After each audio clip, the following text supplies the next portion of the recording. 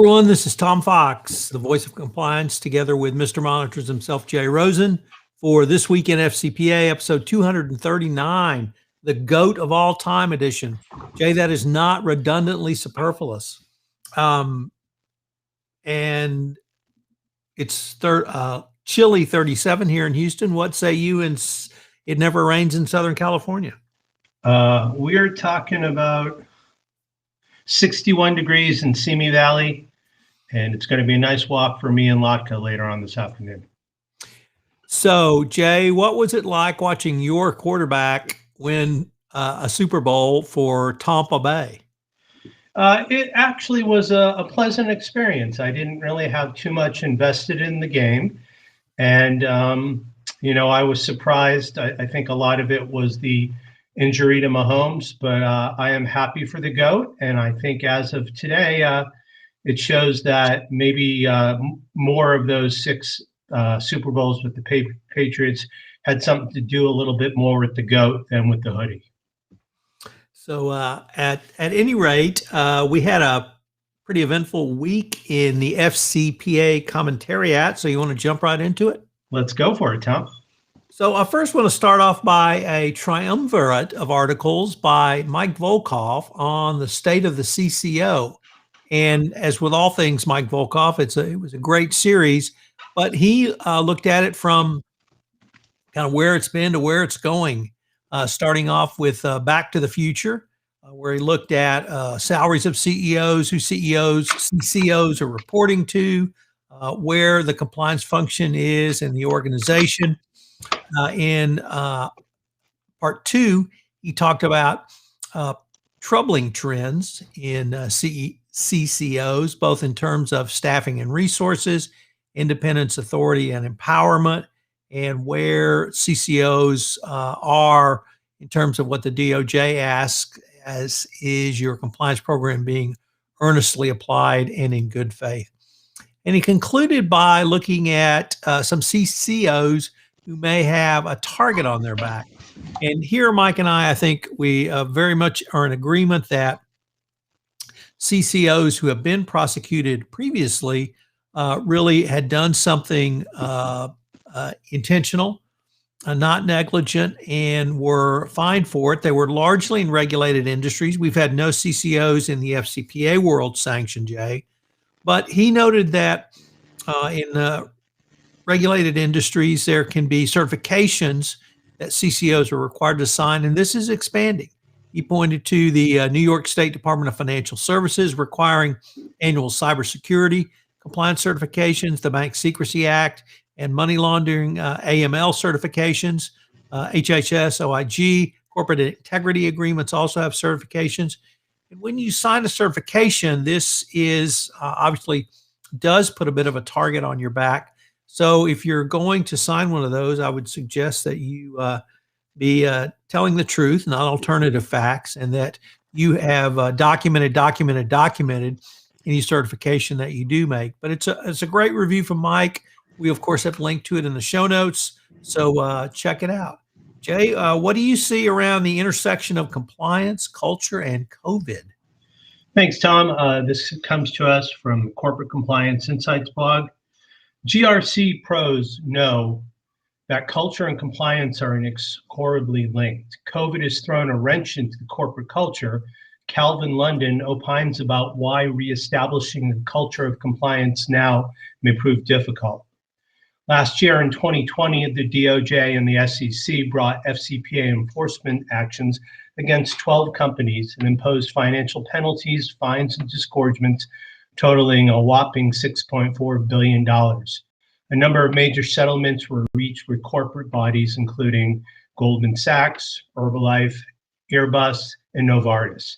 As is often the case, the underlying problems with these companies hinges on culture. Consider the case of Goldman Sachs, who last year topped the charts in FCPA cases with nearly $4 billion in settlements to both the DOJ and the SEC. They were a major contributor to the record year for enforcements. Let's take a look when corporate cultures go bad. Culture is a funny thing. It can be changed by one person to become a way of life inside an organization. It is contagious in both good and bad forms. It can bring a company to its knees, as well as have seen with aspects of COVID over the last year. So we have a huge influence in the behavior of others. Often employees blindly follow a culture, be it good or bad, in one direction or the other.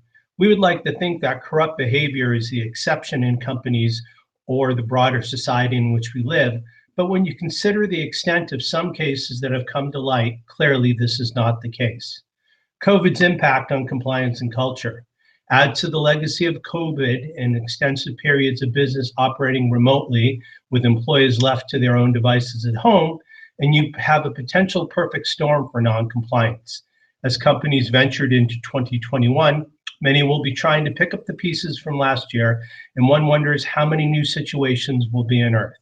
It's hard to say whether COVID led to more incidents of non-compliance while the cat is away, or fewer because everyone was focused elsewhere. For some, this year will be a continuation of trying to deal with sins of the past. For example, Purdue Pharma LP agreed to the imposition of the largest penalties ever levied against a pharmaceutical manufacturer, including a fine of $3.5 billion and an additional $2 billion in criminal forfeiture.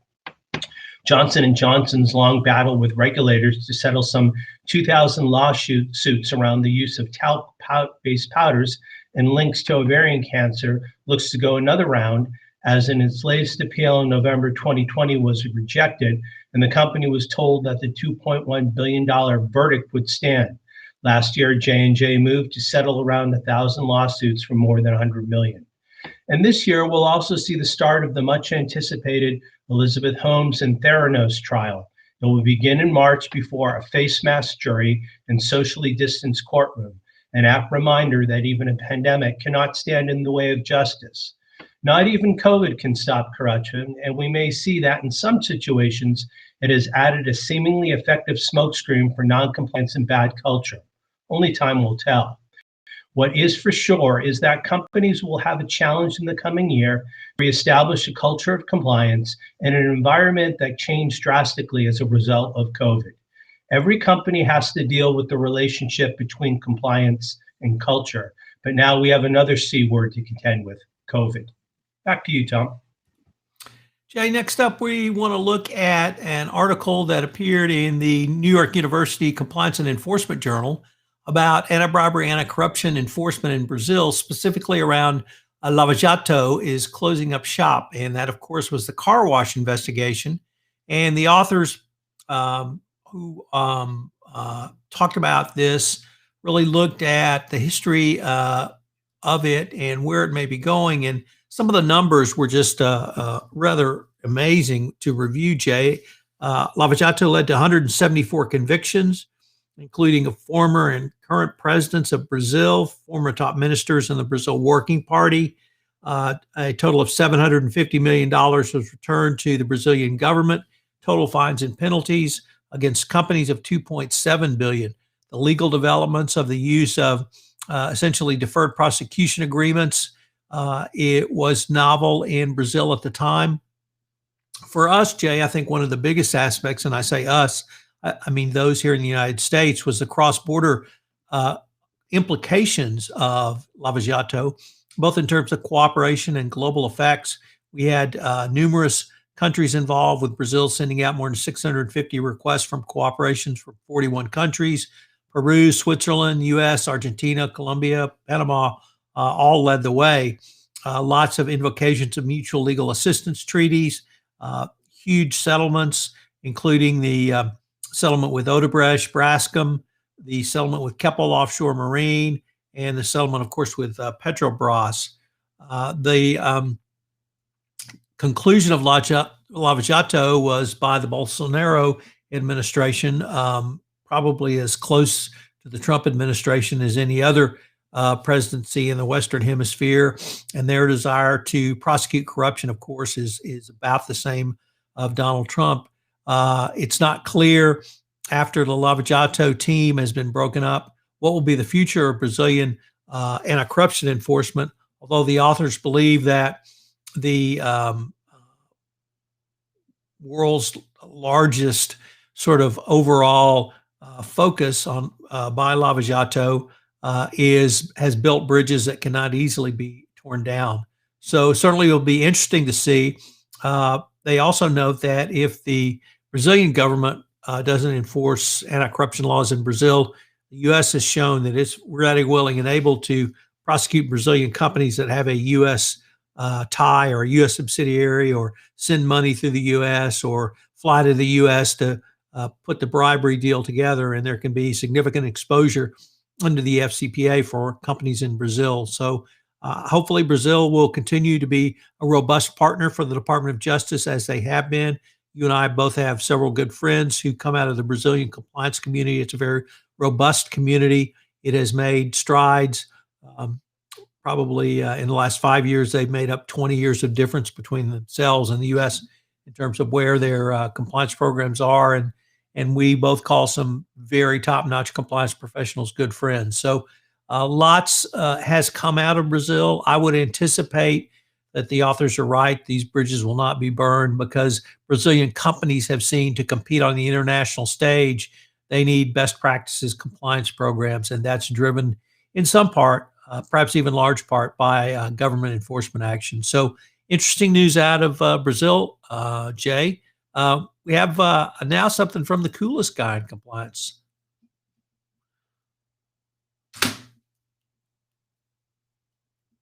Mike. Sorry about that. Matt usually writes to us using his radical compliance moniker, but today he's writing under Navex Global's Risk and Compliance Matters blog, and he's going to talk about 4 steps to start a business continuity plan. Most risk and compliance professionals already grasp the importance of business continuity planning. Pandemics, climate disasters, cybersecurity attacks, and supply chain instability tend to have that effect on a crowd. But there's a big difference between understanding the need for business continuity and developing actual business continuity plans. How can you start building a business continuity plan? What steps are most important, and which ones are the hardest to get right? Number 1, do a risk assessment using a business continuity framework. Like other risk management efforts, business continuity planning begins with a risk assessment. The details of that assessment, however, might be more intricate than most compliance professionals are used to methodically. The goal of a business continuity risk assessment is, number 1, to map the organization's business objectives, to process to support those objectives, and then 2, match those processes to the assets that support these processes.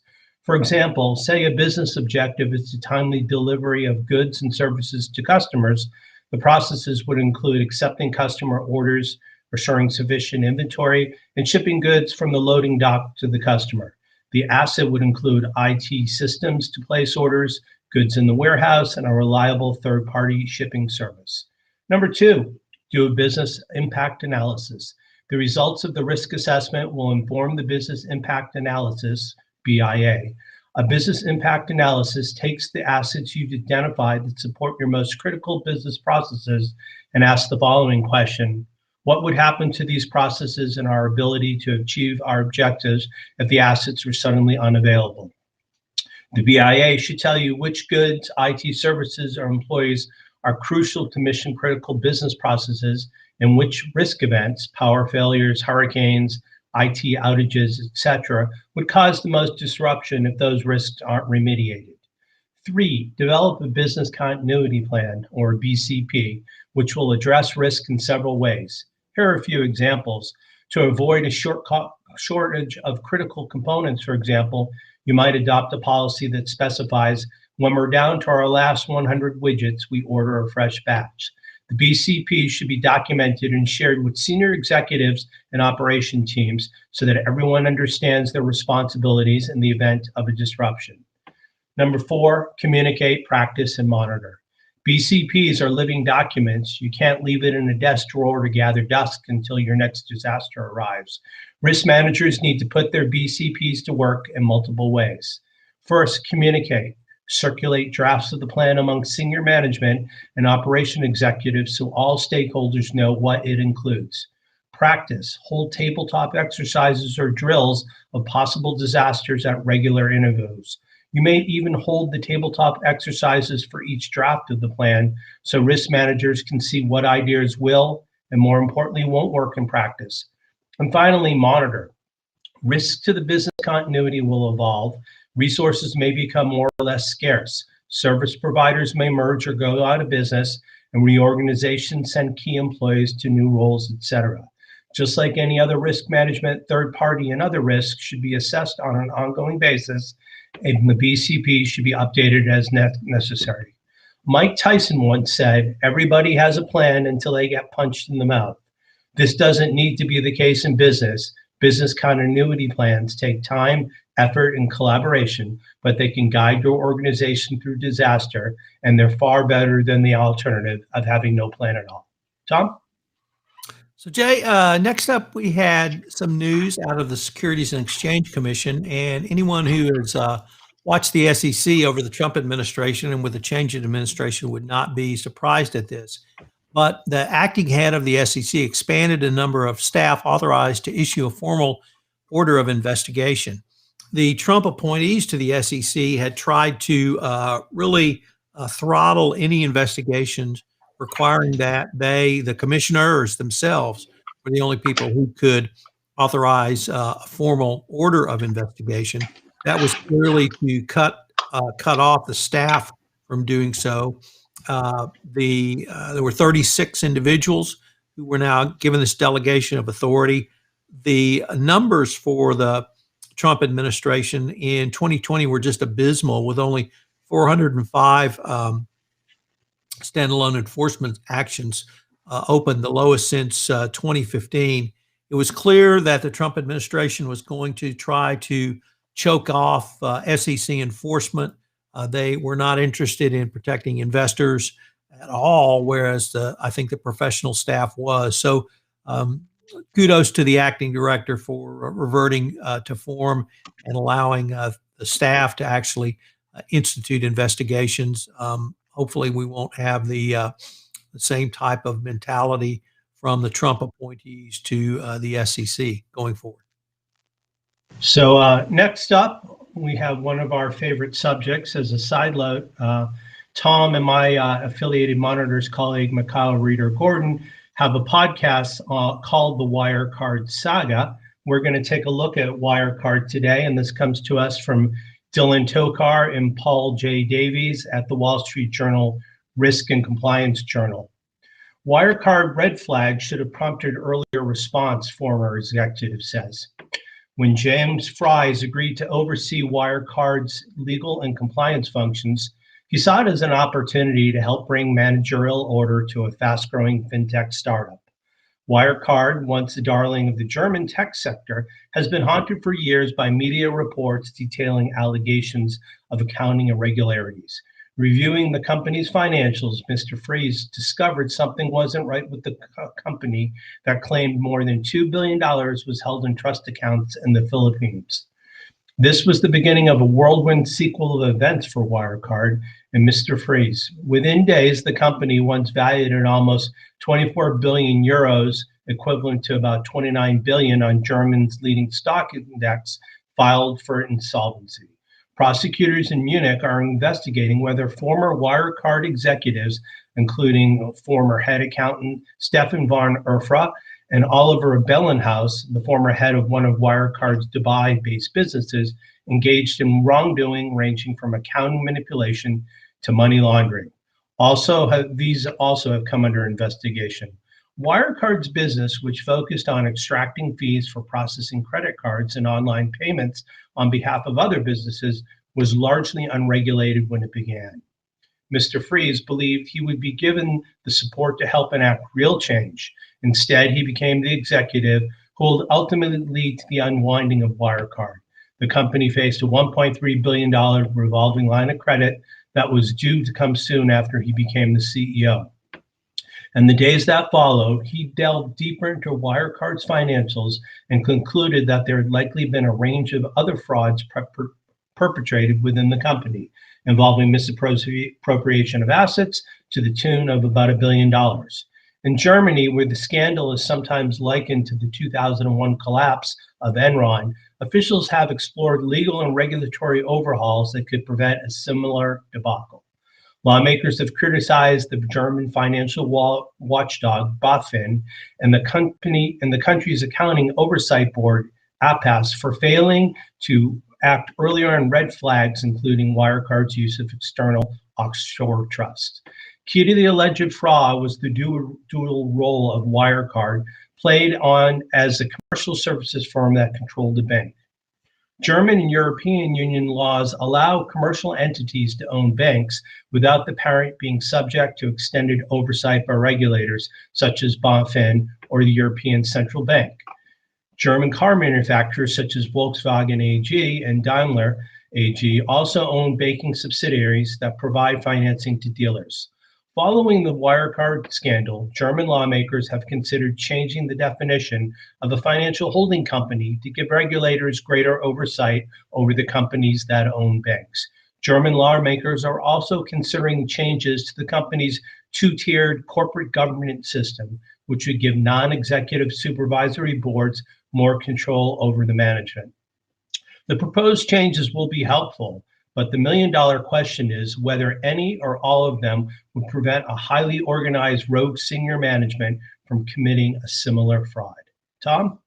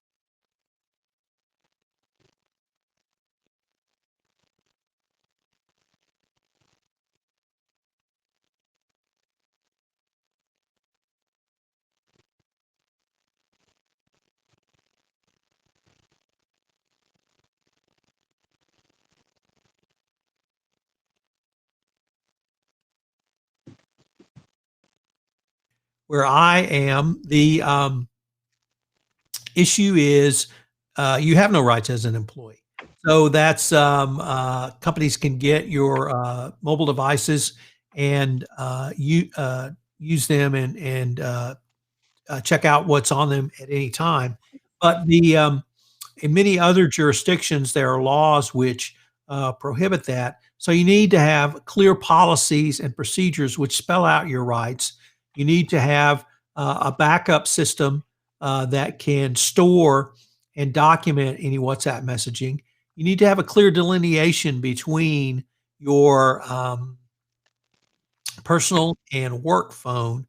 And if there's a problem, because if you have a recalcitrant employee who won't cooperate, you need to be able to demonstrate to the Department of Justice, we have cleaned this up and this is our policy. They're violating the policy and they've destroyed the messages. It may not be enough, but at least you've made a effort to demonstrate adherence to the DOJ requirements. So Jay, what do you have next? Next up, we've got a story from the Harvard Law School Forum on Corporate Governance. And this comes to us by Andrew Lepsick and Barton Edgerton from the National Association of Corporate Directors. and they consider the future of the virtual boardroom. Since the beginning of the COVID-19 crisis lockdowns, there have been no shortage of experts forecasting drastic shifts in the way that work gets done, including the work of the board. The National Association of Corporate Directors, acronym NACD, surveyed 749 directors to better understand the impact of COVID-19 on corporate governance. Although there were initial challenges in adapting to the virtual working environment, directors were able to continue to govern effectively. Directors reported shifts in the role that digital technology played in corporate governance, suggesting that the virtual setting for board meetings will be popular following the pandemic. Recent NACD survey confirms this, that in corporate governance, suggesting that the adaptation of working remotely is here to stay. Directors adapted quickly to the virtual environment. In the beginning of the pandemic, boards saw abrupt change in their board operations with no way to go back. According to the survey, 36% of respondents listed their organization's digital competency as a weakness as opposed to a strength, and 27% described their organization's technology infrastructure as a weakness. Technology created the biggest challenges for directors. During the pandemic, directors reported that the challenges posed by the virtual environment were largely operational in nature and can be addressed through technology that makes virtual meetings more efficient. Digging deeper, the survey found that 72% of directors responded that it was a challenge losing nonverbal communication between directors, while 30% responded it was tough facilitating Q&A. This shows that the biggest problems can be fixed. With better communication platforms, the lack of nonverbal communication can be mitigated, if not completely resolved. There is a case to be made that with better technology, there will be better communication and less challenging virtual board meetings. Despite these challenges, boards were still effective. Technology worked well enough that directors' efforts were not significantly hindered by having to meet virtually. 94% of the respondents said that they were able to govern effectively, demonstrating the shift to virtual meetings did not interfere with their duties. Virtual meetings can be a greater force in the future. NACD's surveyed directors about whether or not their board plans to utilize virtual meetings following the pandemic, and the results show that the virtual meetings will have more staying power at the committee level than the full board level. Finally, the percentage of virtual meetings post-crisis. Findings show how much of a shift to the virtual board work we might expect to see in the future. Even if it's just 1 in every 10 boards who hold the majority of their meetings virtually, it would lead to a drastic shift in board operations.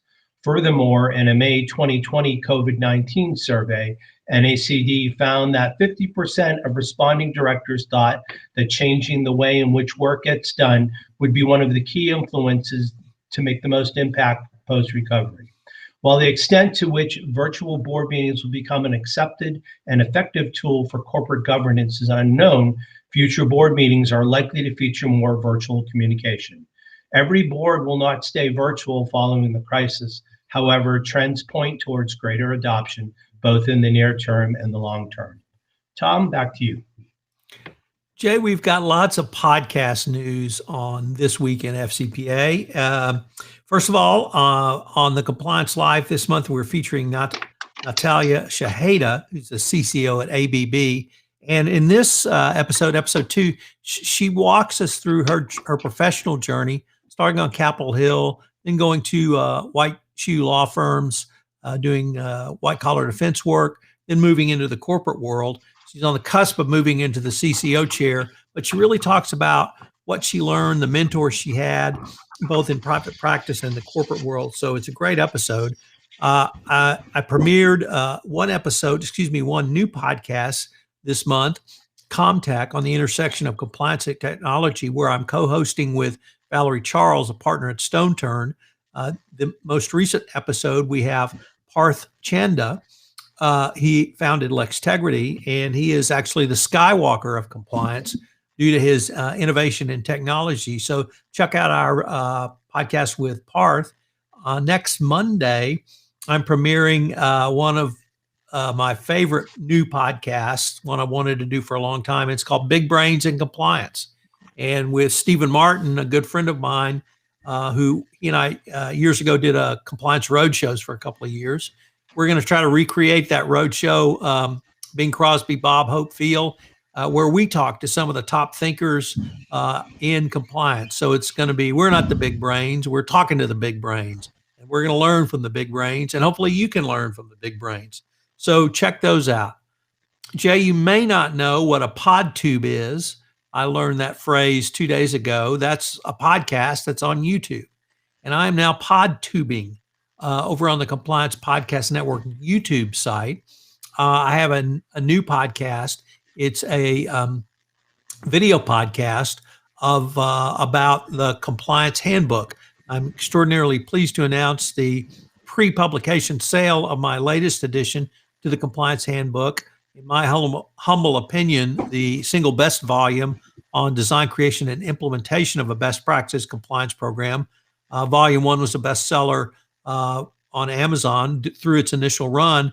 And for the second edition, I am teaming with LexisNexis as the publisher. So, but this podcast series, I go through basically one chapter a week, but I talk to a top thinker in that area. And for overall compliance programs, I turn to my good friend Stephen Martin, who has developed a framework to help people think through compliance programs literally in any compliance discipline, environmental, AML, trade sanction, ABC, you name it, and for any type of anti-corruption or other compliance law. So check that out. It's also on the Compliance Podcast Network, FCPA Compliance Report, JD Super, and all my normal channels. But if you want to see the full color, full flavor, full video, check out the YouTube posting, and we've linked to that in the show notes. Jay, I know you're excited because you and your affiliated monitors colleagues have started a new AMI podcast in addition to the AMI Expert Podcast Series. You want to tell us about the new AMI podcast?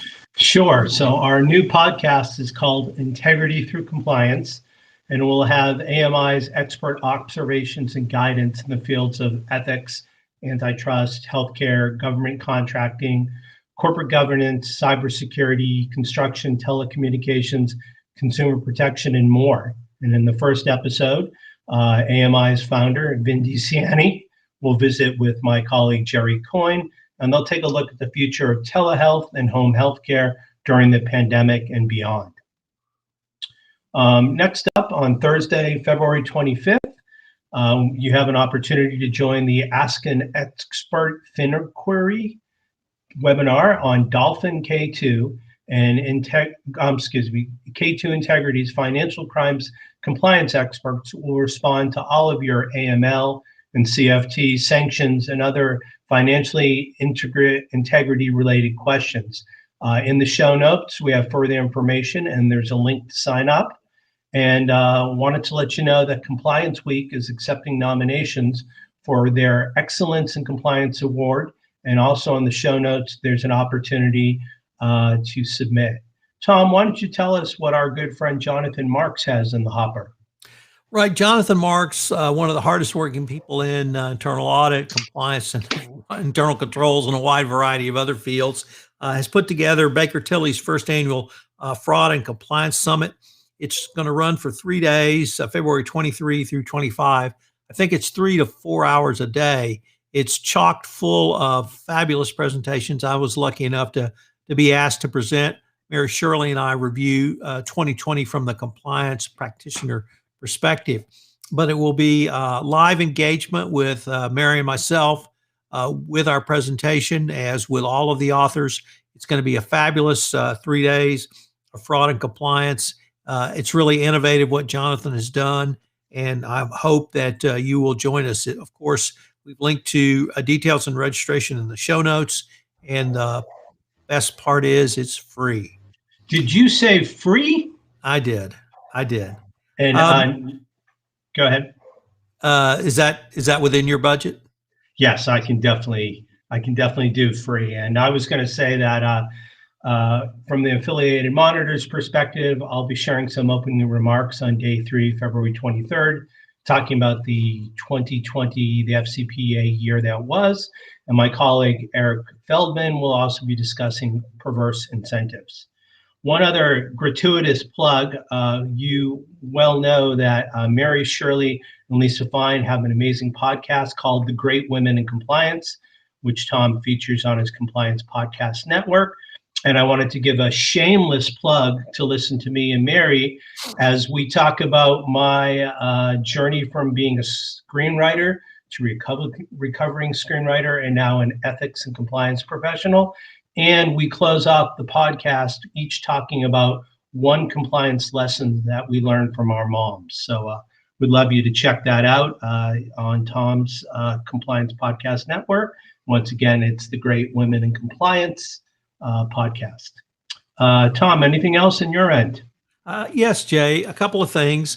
First of all, if you are interested in podcasting in any way, and you've always wanted to be a part of a Guinness World Record attempt and breaking of the Guinness World Records, I have the event for you. Podfest Expo is going to have its Podfest Global Summit the first week of March 1 to 5. The last summer, they set the record for the largest virtual conference in the history of the world ever, with 5,004. They hope to blast through that by having 10,000 attendees. So if you're interested in podcasting, anything from storytelling to the technical side of audio to what to write down to how to use a mic and everything in between, join us for Podfest Global Summit. We have a promo code that will get you a free pass. We've linked to it in the show notes. It's a pretty simple one, CPN for Compliance Podcast Network. I'd love to have you a part of it. I'm going to be speaking about the state of business podcasting in 2021 with one of my compliance podcast producers, Megan Doherty. So check that out. And if you attend any one of the sessions, it will count towards the Guinness Book of World Records. You don't have to attend all 5 days. They're actually going to have a pre-week of Video Fest. So now that I'm a pod tuber, I will probably check that out. But if you're interested in podcasting at all, this is the place for you to be. It's designed for the independent podcaster. Also, Jay, I get to talk again about the Compliance Handbook 2nd edition, available for pre-sale. We've got a special discount code for our listeners, Fox25. If you check out the show notes, it will give you the details to the book and be able to purchase it. So I also will shamelessly plug it once again. The best single volume compliance handbook, really the nuts and bolts of how to operationalize a compliance program. And I believe your mom feels the same way, doesn't she? You know, my mom has not opined on this yet. My daughter thinks it's very cool, and she's working on some uber cool graphics that we will use in the publicity campaign. So the mark of Paris Fox continues to expand, and hopefully the stuff she's putting together for me, both audio and visually, will be quite stunning with her background in graphic design and arts. Jay, with that, you want to take us home? Sure. So if this is your first time listening to This Week in FCPA, you can surely see that it is a family affair. If you'd like to reach Tom, he's can be reached at tfox@tfoxlaw.com. And myself, Jay Rosen, aka Mr. Monitor. You can reach me at Rosen@affiliatedmonitors.com. So on behalf of Tom and myself, we'd like to thank you for joining us on This Week in FCPA, episode 239 for the week ending February 12th, the GOAT, the greatest of all time edition. Thanks so much for joining us. We hope that you will be safe and healthy, and we'll talk to you next week on This Week in FCPA.